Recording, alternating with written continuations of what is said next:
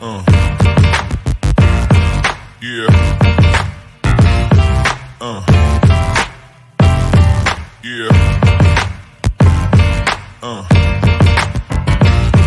Yeah.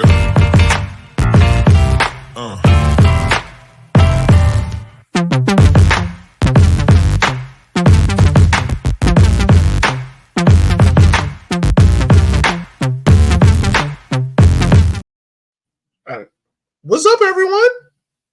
My fault. My computer just randomly froze when the intro was still going on. It was so weird. Let's start that again. Hi, everyone. Welcome to this week's episode of River City 93, your weekly therapist session where we talk about the kickers and how they affect your mood on and off the field. I'm your host, as always, Elliot Barr, and joining me are two people that were watching a game in person, but also had a game over on their phone because we are sickos. It's Cat and Matt. How are y'all doing? What's that? I was about to say cat and mouse, and then I realized that's not right. I don't know. The ADHD kicked in slightly there for a second. Hi, everybody. Two new co-hosts tonight. Yeah, there we go. There we go. Yeah. So, I mean, we've always talked about the positives of the Richmond Ivy, which, by the way, if you haven't, go check out Vinecast. Make sure you like, share, and subscribe on YouTube. We're trying to get to 50 subscribers by July. So make sure you follow because that helps us get paid and you get more of these episodes. So do that. And now we're here to talk about I wouldn't even call it the other one. Yeah, the other one. I wouldn't even call it disappointment. The more like, I feel like this Kickers in Chattanooga game is like when you make a really good sandwich, but then it gets soggy, and you're just like, I don't want this. Like, that's what this game felt like. It's like tomatoes on a sandwich. Like, it just ruins it. Yeah, I hate BLTs. They're horrible. Yes, exactly. No, they're great. No. I'm sorry. Tomatoes on a sandwich are the worst thing ever. Tomatoes are... Bleh. This is the definition of I hate team play in red. We're a team who plays in red. But we also played a team in red. And we hated them. Oh, God. There's improvement. The white jerseys look much better than last year's white jerseys. You could tell who was who on the field. You could. We'll take an upgrade there. Otherwise, yeah, we've watched this game for 5 years now. You can put on any Chattanooga game for the last, 5 years, and it would have been the same just like this. We have still not won in Chattanooga in 5 years. Yeah, this one was just a low-scoring version instead of the Kickers going to a lead and then pissing it away. But they're all the same. They are. And the thing is, man, every game starts off as a close contested battle. Richmond starts to grab control, and you feel like they're about to break through it, about to hold on to it. And then out of nowhere, dumb luck happens for Chattanooga in the same beeping corner that's near the highway, and they score. They don't score the other corner. They score in the same goddamn corner. I'm sorry. I'm not trying to cuss. If you got kids in there, just tell them the soccer words. No. Darn it. This is so annoying. Yeah. Yeah, it's that, look, the TV side, it's that, left closed-in corner there. Gone back and looked at it before. I'm pretty sure that literally every single goal the Kickers have conceded in Chattanooga has come from that corner. I'm pretty sure. We're following in Nottingham Forest's footsteps. We're asking USL League One to launch an official inquest into that corner in Chattanooga because something is going on. I don't need an inquest. I'm about to pay a shrink, a witch doctor, something. The next time Richmond goes there, I'm paying a witch doctor to go with the team to pray over it. You don't have to do all that. Just pay some Chattanooga FC fan to commit a couple hate crimes down there and get the stadium condemned. God. We'll do it. Oh, this is so annoying. All right. Now I got my frustration out of the way. Let's talk about how this game set up. So in this game, we saw the start of Gui Franca. We'll talk about how he did. We also saw Ryan Shallowy get his third consecutive starting goal. What do we think about Ryan? Do we feel like Ryan has one firm hand on the number one goalkeeper spot, or do you think Darren might kind of pull it back from Ryan and say, like, all right, we've seen 3 games, let's see how hard it is now? How do you think he's going to deal with that? I mean, I have to think that seeing Shello get the last league game suggests that it's his right now, because it would have been very easy to say, all right, you got Greenville, Pablo, you get the Knoxville game at home, Ryan, you get the Chattanooga Cup game away, and I don't think anybody would have blinked if that had been the scenario, but that wasn't the way it played out. Darren went to Shello for the last one, and I don't think we've seen anything that would merit going back, right? Because you can just look at simple numbers, right? The team's conceding 1 goal per game with Shello in goal. It was 2+ with Pablo in goal. There's a lot of other factors beyond just who the goalkeeper is that can lead to those numbers, but correlation sometimes can lead to a little bit of causation there. And even if it's just a mental thing for the defenders, if they feel more comfortable with Ryan in front and therefore they're playing a little bit better, make them feel better. Play Ryan. Yeah. Yeah, no, I mean, it definitely feels as if like Ryan has one hand on it, which he looks. I mean, both goalkeepers are aggressive, and I think this is the first time Darren's ever really had like a goalkeeper conundrum, if you want to put it in that word. Like, it's almost like having like 2 quarterbacks in the NFL is like, like you got 2 capable starting quarterbacks. It's just about which one are you willing to trust more to lead you for the rest of the season or whatnot. Kate, what you think? Like, how is Darren going to settle upon his goalkeeper for the rest of the season?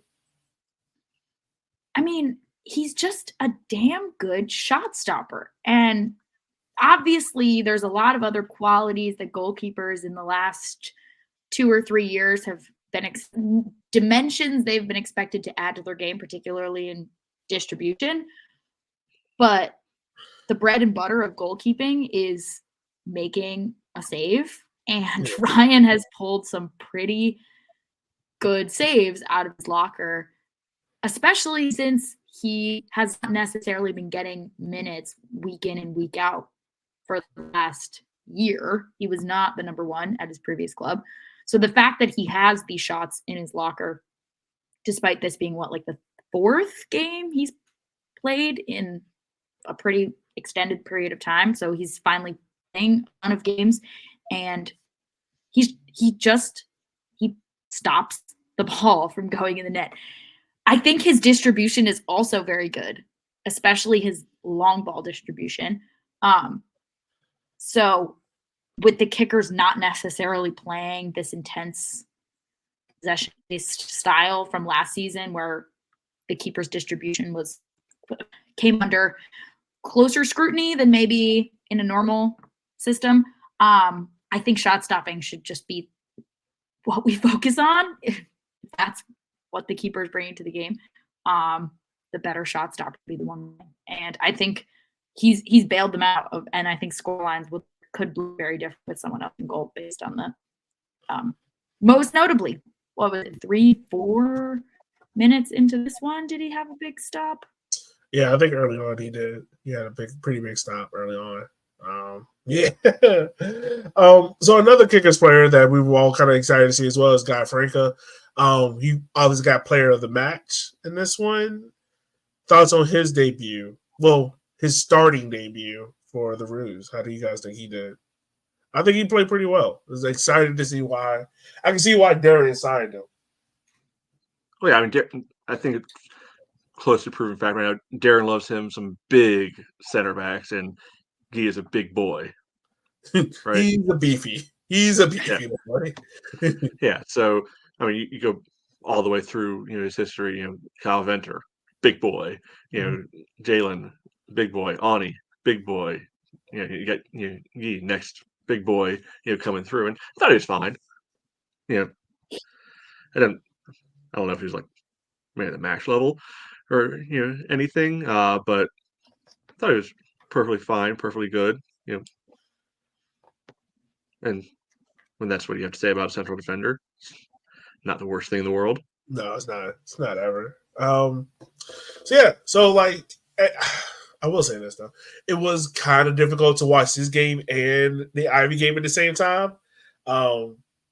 Is there any other games we have this year that overlap like this? I think there's a considerable gap in between start times, right?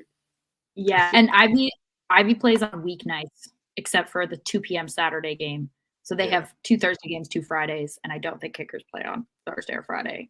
Yeah, no, I don't think so either. So this might be the first and only one like this, but yeah, no, I was. There might be like an Ivy away game that gets in the way of something, but in terms of home games, I think this is the only one that's a problem. Yeah, I think there was a certain point where everyone was kind of pulling it over double duty. It was just like, I think I watched this one now. Kickers in turn, so like the rest of the lineup kind of pretty much looked the same. You had Neil Villiers and Vaughn in the center midfield, along with Zakas, Maxey, and Fitch either right back and fullback. Dakota at center back, partner with Guy. You have Bill Hart getting his starting job back after having a little injury break. Sarakowski out on the wing, and Arthur Boshua up front. I think the overarching, if you want to give this game like pretty much a title, like we talked about before, like the frustration of it, is the kickers didn't look bad, right? They looked very pretty much at points like they were going to walk away with this game. The thing about it was they created 3 big chances, but missed all 3 of those big chances where Chattanooga, as much as we want to say it, capitalized on theirs. And I want to ask you guys, like the psychology of it, like what is hindering the kicker's ability to finish these chances that are being created for them? Like we're talking about chances that are like at the 6-yard box, 1-on-1 with the goalkeeper chances. I mean, to just one outright say, what Arthur Boshua 1-on-1 with the keeper second half. Like, we all know that's the one you're talking about. That's the one I think that's the one where I muted my phone. Like I just cut my phone off like 2 minutes. It just had like a deep sigh because I'm like, oh, you got to finish that one. Like that's the chance where Richmond scores that.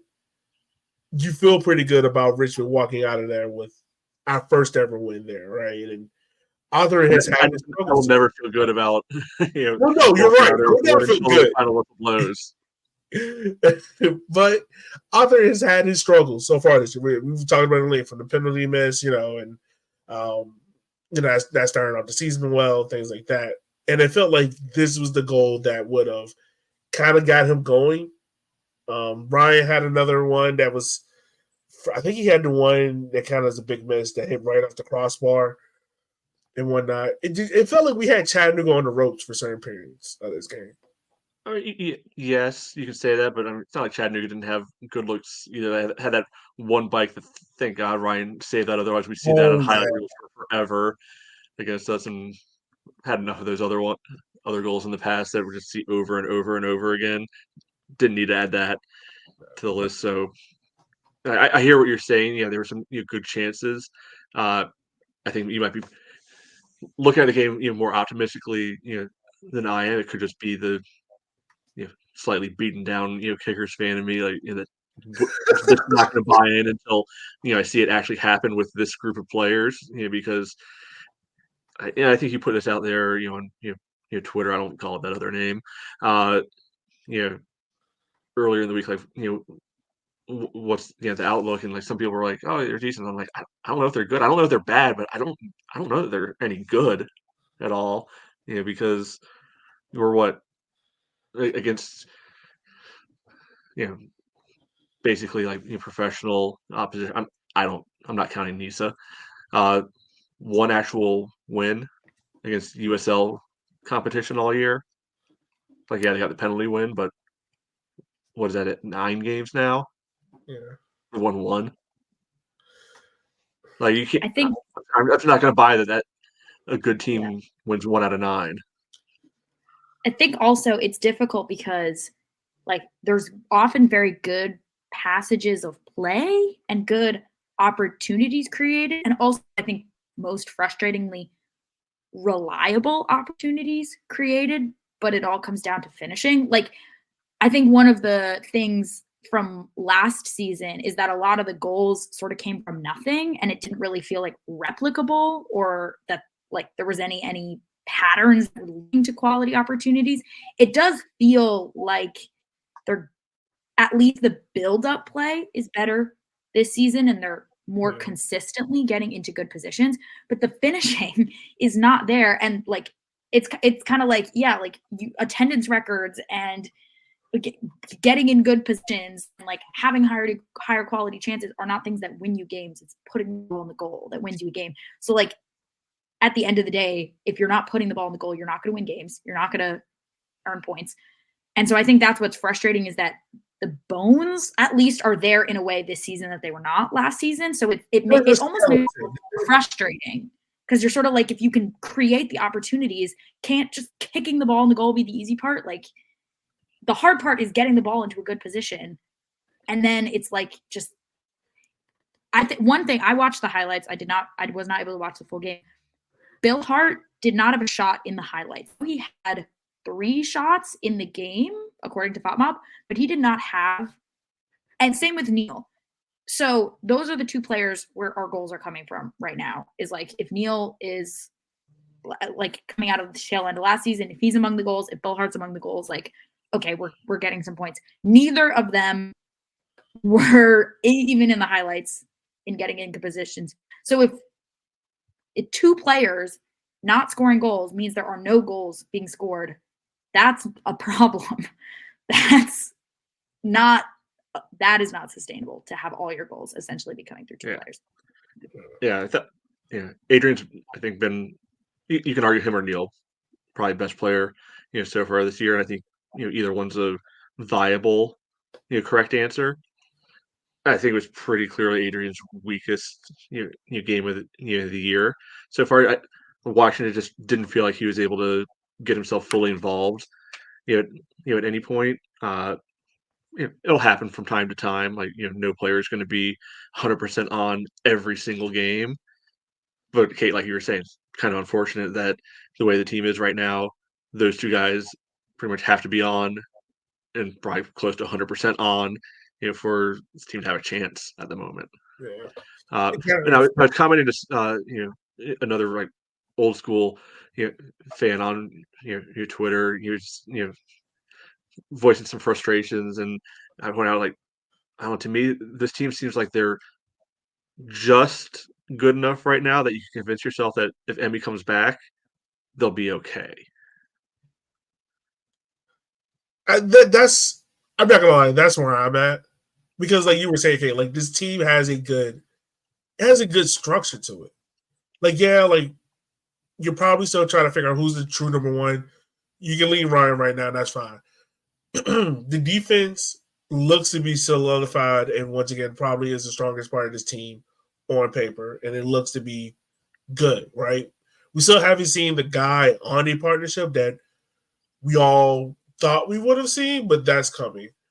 The midfield with Zaka, it seemed like James Vaughn is probably the partner to Neil, like that ball carrier that can kind of clean up behind Neil and help, but can also transition to help out Zaka, kind of clean up the mess there. So outside of that, like really, maybe outside of left wing, which is funny because right wing seemed to be the trouble over the team, left wing seemed to be that spot now.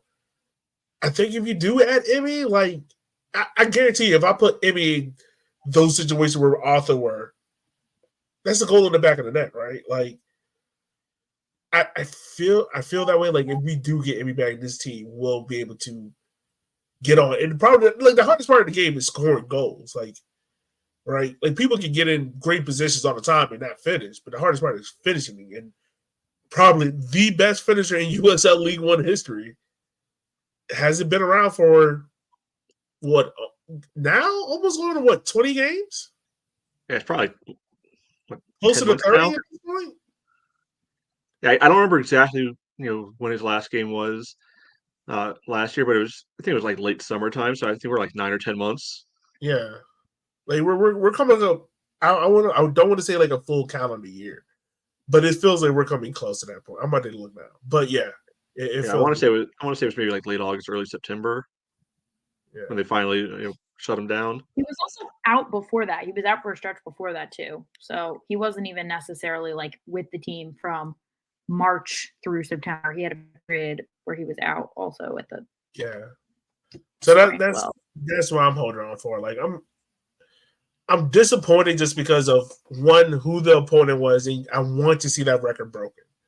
Like I want to see that broken. Well, that announcer, like, was he suggesting that we had won in Chattanooga at some point? Because I don't remember that ever happening. I don't know, but that's why you listen to us. we know the facts. I thought maybe maybe I was forgetting one of the first year back when they were playing at like that like Christian school or something, but I don't think so. Nah, nope. But yeah, like I think that's where the disappointment is, and it's fair. Like I understand why fans have disappointment of it because you feel like, all right, I want to see this team. Like you said, like this team isn't bad, but they're not good. Like I feel like we're hovering, and our league position is kind of indicative of that. Like we're okay right now, but how much longer can this team teeter on the fence before things either fall apart or things come together? And that I don't know. I don't know that. Yeah, I mean the other much more minor piece of this is it was a cup game, and putting up a 0 there is not conducive to anything. Like, yeah, I went through and looked. I think if it wasn't broken into groups, they'd be 11th. Right now because all the tiebreakers are goals scored, and 1 and 2 games isn't going to get you that wild card. Yeah, no. Yeah, it seems like if the Kickers are going to get out of this group, it seems like they are going to win the group. Luckily, like so Chattanooga isn't in our group. This is one of the 2 games, Spokane being the other, that we play cross division games. So we'll see. And I mean, honestly, like our group with us, Charlotte, Greenville, and Tormenta, it seems a little bit more manageable than what I thought it was going to be at the start of the year. I would say that our group does not seem like is going to be like the high scoring group. It doesn't feel. Greenville can pour it in when they want to. Yeah, not against us because we're awesome against them. Right, but against everybody else, they can pour it in. It seems like this version of their team does. Yeah, it does. It does. Also, another thing that I noted, it seems like Darren's not going with too many substitutes in these League Cup games. In the league, he does, but in the Cup games, he doesn't seem too many substitutes. Like I think everyone got maybe like, I think football registered as like 3 minutes max for like 2 or 3 people, not having enough to even give them like a rating. Yeah, I think all 4 subs came almost right after the goal. Yeah, it's like 87th, 88th minute. He brought in Joao, Gabe, Nick, and Griff for Sierakowski, Billhart, Bashua, and Franca, which I don't know. I feel like it's a little bit of odd choices if you're chasing the goal to take out a few of those guys. Yeah.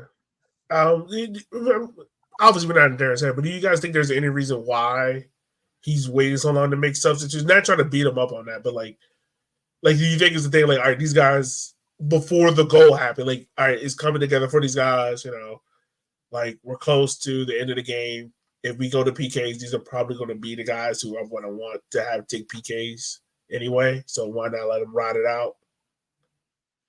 Maybe, but yeah. I mean, and I think I said this last week. Like, I do think this is an interesting one where obviously a win is like great, but since you get like just based on how the points shake out, it is sort of interesting how penalties become sort of like in between pressure level situation where you get to practice taking a penalty in a situation where like you lose, but like is it that big of a deal if you lose the shootout versus like elimination games where it's like the pressure is on, you have to make your kick.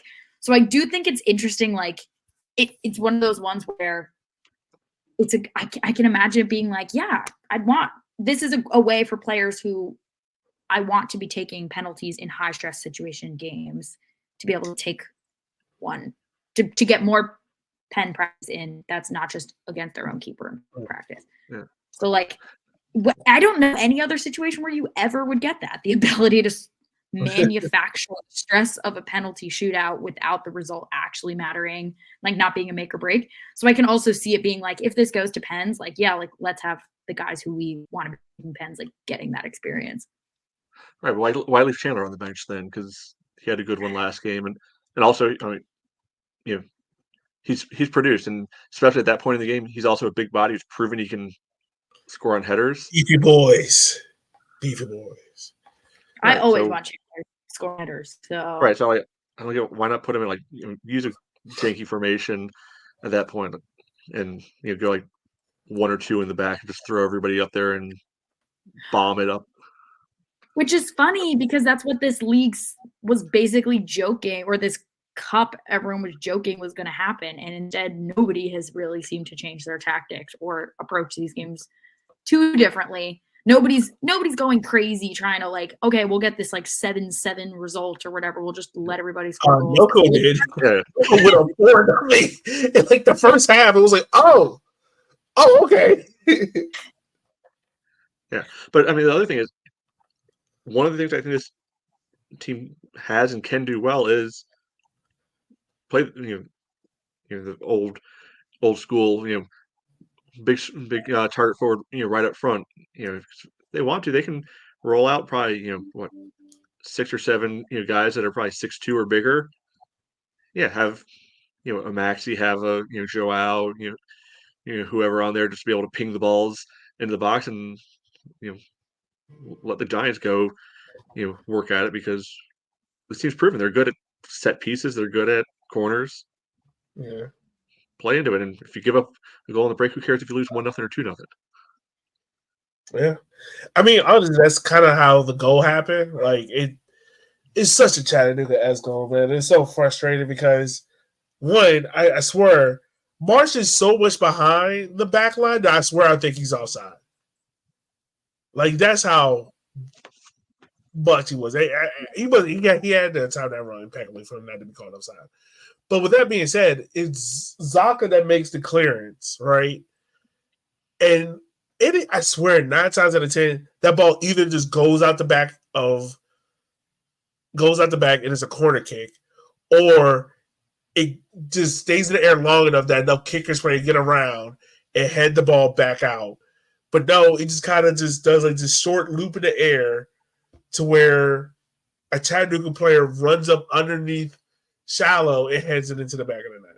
Yeah. And it gets counted as a Ryan own goal. Oh. Depends where you look. I've seen it in other places where it is Lukic's goal. I prefer that one. Yeah, I prefer that over shallow being that own goal. That is just. Yeah. Well, also on that play, like, I was worried at first that Ryan was going to give up a penalty, because you see that a million times, like every level. Do the Onana. Just punch him in the back of the head. Yeah. Onana has done it twice this year. Just do that.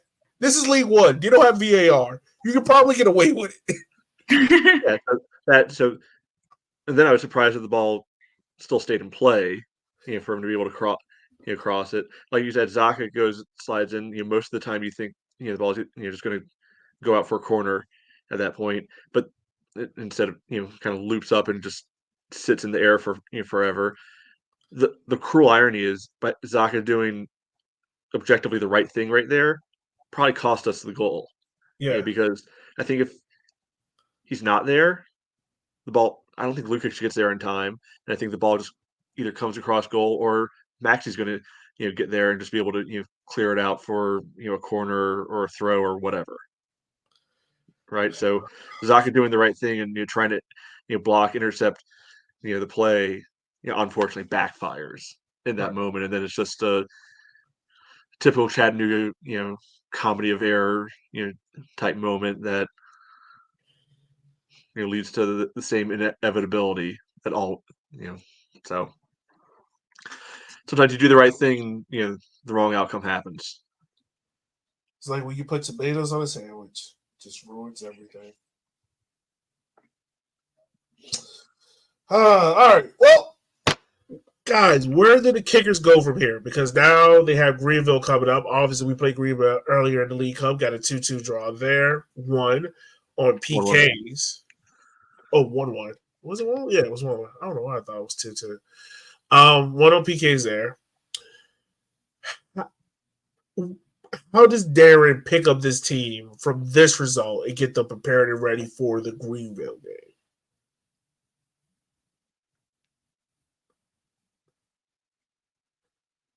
I mean, like you're saying, like it's not like they played awful. Yeah. Right? You can easily make the argument that a bad bounce kept them from getting to penalties. Getting the draw and maybe an extra point after penalties. Like that's a reasonable argument. So I don't know if it's like a total spirits are down. You have to rebuild them from the base. Probably not. I think you're playing a team that just had some success against a couple weeks ago, but they're also quite a good team too. So it's not something like, oh, we got to draw away. We'll come back home and smash them because we got to draw away down there last year and it didn't quite work out the same way. City Stadium. So I think the interesting thing is going to be what team gets rolled out there, because we've seen specifically mostly on the wings so many combinations on the wings to start games out, or I guess you can throw the center forward in there as well. And then what's this starting backline, or not backline, because I would bet anything it's Maxi and Simon on the outside, but in the middle now, like Franca's back. Is he going to stay starting? Does Griffin come back? Does he go with give Dak a rest and go the two young boys? But interesting choices to be seen. Yeah. Oh, and right before I forget, so Gui Franca, if you haven't seen it already, I'm pretty sure for those who watch the news, you've probably seen it. In Brazil, I can't remember the name of the state, but Gui posted a link to a GoFundMe that a few Brazilian soccer players in America were reposting, pretty much raising funds for the flooding that's happening down there. So if any of you that are familiar with like Copa Libertadores, the Brazilian League, a lot of those games have been canceled or postponed because of the flooding. Like it is bad down there. So if you want to go support that, we'll have it on the Instagram, Twitter, and in the show notes of this. So you just go click on the link, go there. It's all legit. And go donate and help towards that and whatnot. And also, congrats to Zaka. He had 100 appearances. Didn't want to forget to shout about. Is it? I think Simon's probably next up. I feel like Simon's close to 100. I don't know, because this is only year 3 for him. So, although there's not that many, he might be. Also, is he? Maybe Ani. But Ani's been hurt different times, and yeah. Also, and I might need to do the research in this. I think Simon's on the Ironman run. I don't think he's ever been subbed out yet. Maybe. I got to go back and check, but I think Simon's on the Ironman run. Maybe in the league and the cup. He might have come out in the Open Cup for some kids. Like I know Beckett. Has Beckett come in for Maxi or has Beckett come in for Simon? I've always felt like it's left back or center back. I don't think anyone comes in for right back. I don't know. I gotta look. But yeah. All right, y'all. Well, yeah, Kate. Anything else from you before we wrap up the show? We talked about this last week, but just the league's a lot shorter than it is. Yeah. These cup games do not count towards the league, so obviously we're getting to watch the same number of Kickers games, but the results are going into different places. The cup with the goal scoring record this team has, I don't see the cup as our route to a trophy. I don't see necessarily the playoffs as a route to a trophy either, but anything can happen. But I just wins, especially at home, are more important in the league than they have been in years past because we have a lot fewer league games that are factoring in to those final playoff places, especially with the Kickers' place in the table, I think, still being inflated by the disparity in matches played. I think there are a couple teams with better records who just have fewer matches who are still below us. Yeah. So I don't know. I don't want to see any experimentation. I want to see, if you're going to experiment in the cup at this point, because with 1 goal scored in 2 matches, I don't think we're doing what we need to do to progress there. So if you want to use those games to try stuff out, I think that's fine. The league is not a place. Please, Darren, please just go for points. The margin for error is a lot slimmer than it is in seasons past. So Simon has not been subbed out in a league game, at least. That's the best. Okay. That's the best that the League One website can do it, because the Kickers website, the only thing they'll give you is 2023 stats.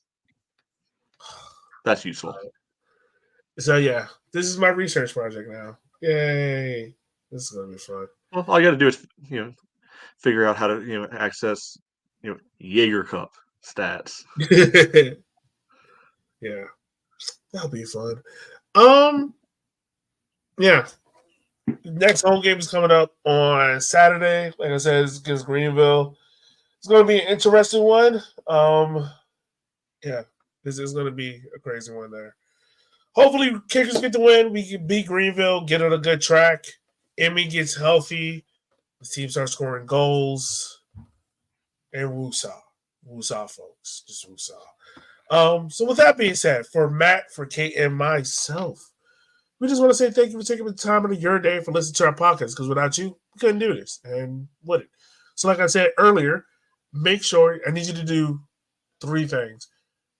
Go support Guy on the GoFundMe link that's in our show notes, Twitter, Facebook, or in the Red Army Supporters Group page. Make sure you like, share, and subscribe on YouTube or any of your favorite podcast hosts, apps, or anything like that. We're trying to get to 50 by July, and yeah, that'd be great. And lastly, have an awesome ass day and enjoy the rest of the week. And also, I forgot to say this on Richmond Ivy.